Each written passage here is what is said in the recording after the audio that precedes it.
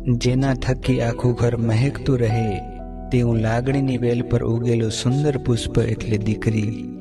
સવાર પડતા જ જેના ઘરમાં દીકરીના દર્શન થતા હોય ને એવા લોકોને મંદિરમાં જવાની જરૂર નથી સાહેબ. બાપના નસીબથી દીકરી નહીં, પરંતુ દીકરીના નસીબથી બાપ રાજ કરે છે મારા વાલા. દુનિયાનો હર એક વ્યક્તિ પોતાનો પગ ભીનો કર્યા વગર કદાચ દરિયો પાર કરી શકે, પરંતુ આંખ ભીની કર્યા વગર દીકરીની વિદાય ના કરી શકે. દીકરી જે માંગે લઈ આપો સાહેબ.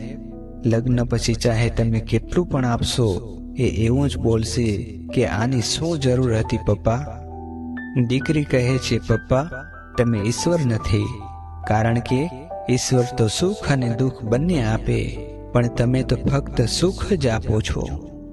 એક દીકરી કહે છે કે મને મારા પપ્પા કરતાં પણ સાંજ વધારે ગમે છે, કારણ કે પપ્પા તો ખાલી રમકડા લાવે છે, પણ સાંજ તો મારા પપ્પાને લાવે છે.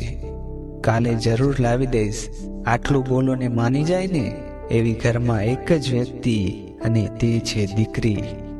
એક દીકરીને એના પપ્પાના આંગણામાં પગ મૂકતા જે ખુશી મળે છે ને સાહેબ, એવી ખુશી તો એને આખી દુનિયામાં કોઈ ના આપી શકે. બધું જ પામીને છોડવા માટે અને બધું જ છોડીને પામવા માટે જે જન્મી છે ને તેનું નામ દીકરી.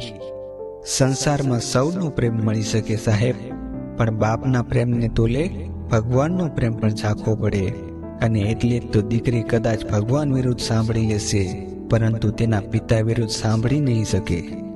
બાપ ભલે ગરીબ હોય, પણ એક દીકરી માંગે ત્યારે બાપનું ખિસ્સું ખાલી ન હોય સાહેબ.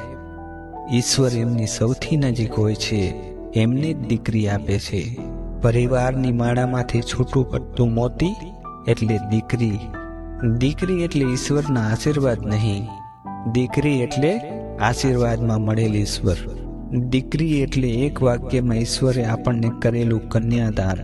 દીકરી એટલે બાપના શરીરથી બહાર હરતું ફરતું હૃદય. દીકરી આ દુનિયાને આપેલી સૌથી સુંદર ભેટોમાંની એક છે. દીકરો મા બાપને સ્વર્ગમાં લઈ જાય, પણ સ્વર્ગને ઘરે લઈ આવે એ દીકરી સાહેબ.